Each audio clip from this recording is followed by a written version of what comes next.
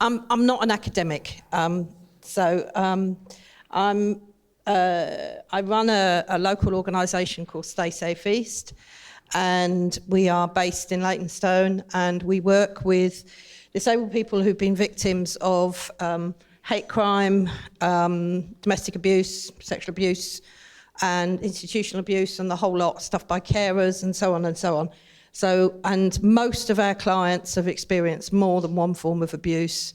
Many of them have been abused multiple times throughout their life, and that's going to actually affect how they feel about telling anybody about what's happened to them. So, hang on, actually, I'm going to do this from here. Just trying to turn pages at the same time is impossible. So, I mean, that's just a summary of what we do, but one of the things is that we also, hang on, let me just, logistics. Sorry to turn my back to some of you. This kind of logistics of trying to do this is always a bit difficult. But basically what we do is we provide advocacy to people so that we see them right through the process of they come to us, they get referred on to us, and actually support them to report to the police if they want to, or to the Housing Association or Transport for London, or wherever else this has happened.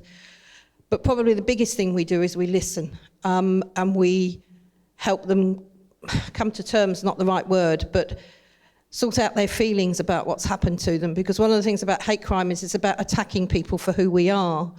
And if you already have experienced an enormous amount of discrimination and abuse throughout your life, as many of you will know, it does your head in after a while, and it actually has an impact on people. It has an impact on their confidence. It has an impact on their confidence in the system to actually do anything about it.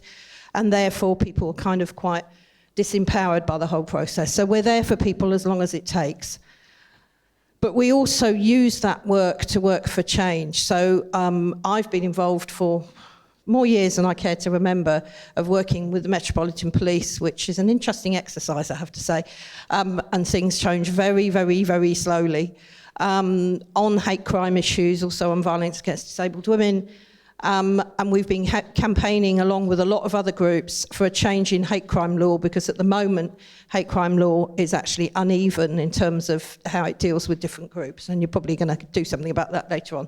And we also do training. Do you want to go on to the next page? Okay. I think one of the things to do is to understand, and you could say Waltham Forest, but it applies to anywhere. Disabled people are very often, that the experience that people have had of hate crime is not just about disability hate crime.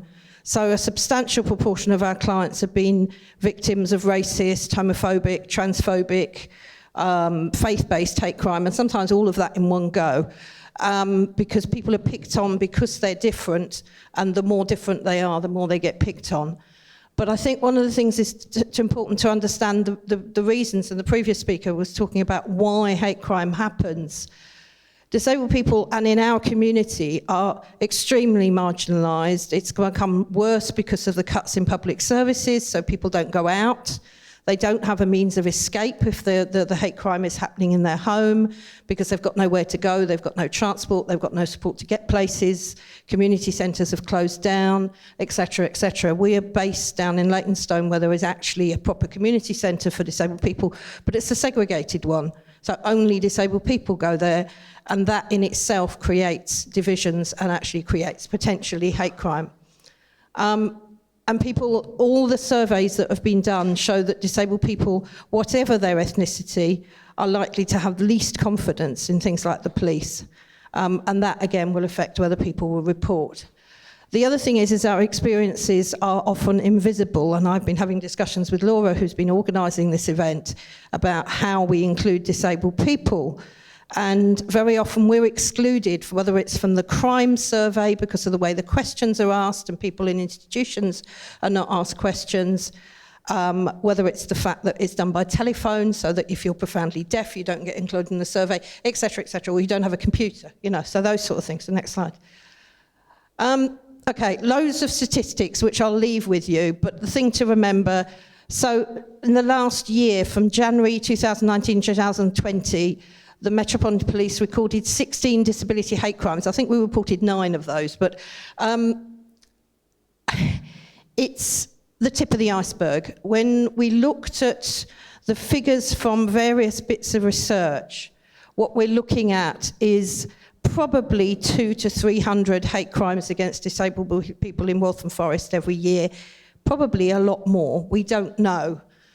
And I think the other thing to remember, many of you will have heard the expression vulnerable adults. We are not targeted because we're vulnerable, like everybody else who is a victim of hate crime. We are targeted because of who we are, because we're different, and because people hate that difference or are hostile to that difference. Next slide. Okay, and these are some examples of, just a few examples in Waltham Forest of the people we've been working with. It starts with regular incidents on buses, on the train, in the street, of people being called scrounger, and you mentioned the Daily Mail. The Daily Mail regularly has headlines about disabled people supposedly fiddling their benefits. I've experienced that myself, that perception that we're taking public money. And there are big parallels to the situation of refugees. Very often we're lumped in the same thing. And also challenging our right to be in a space. I am going to run slightly over. I'm sorry, I can't talk any quicker than this. But for example, you know, if you look at the deaf man who was threatened by his neighbour, who were mocking his signing, the Housing Association did nothing for months and months and months until he was referred to us. Now, we're not miracle workers. It's taken us a long time to get any action on that. And now he's completely lost confidence in the system and is actually extremely depressed as a result of his experiences.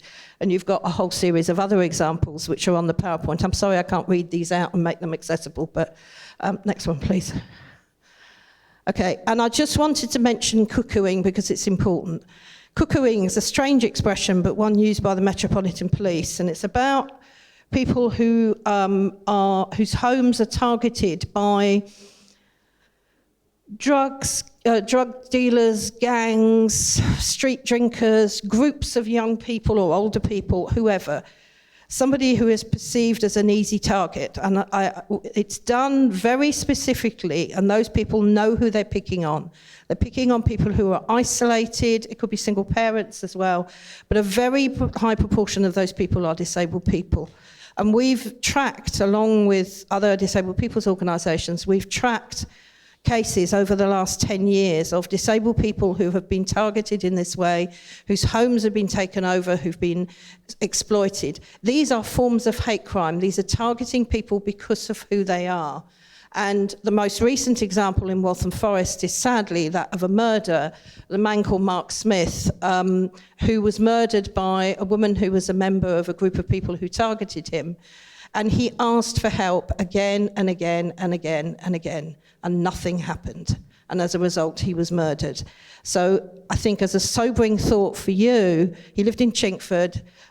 He was a drug user, but that's, you know, nobody's life has any more or less value because of that. And had there been interventions by the council, the police, and so on, he would still be here. The next slide.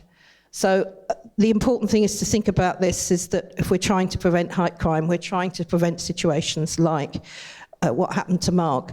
And just to end up, perhaps in one of the things that people want, and this is probably the sort of feedback we get from our clients, a very prompt response when we report hate crime. And one of the problems we have with disability hate crime is very often not recognised as hate crime.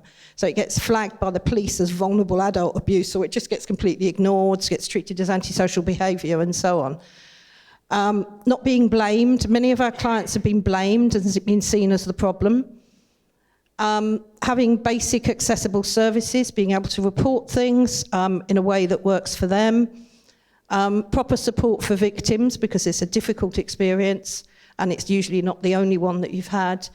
And being included in the community. And when previous speaker talked about solidarity, solidarity is important. We don't want pity and we don't want segregated services. We want solidarity in the same way that anybody else does.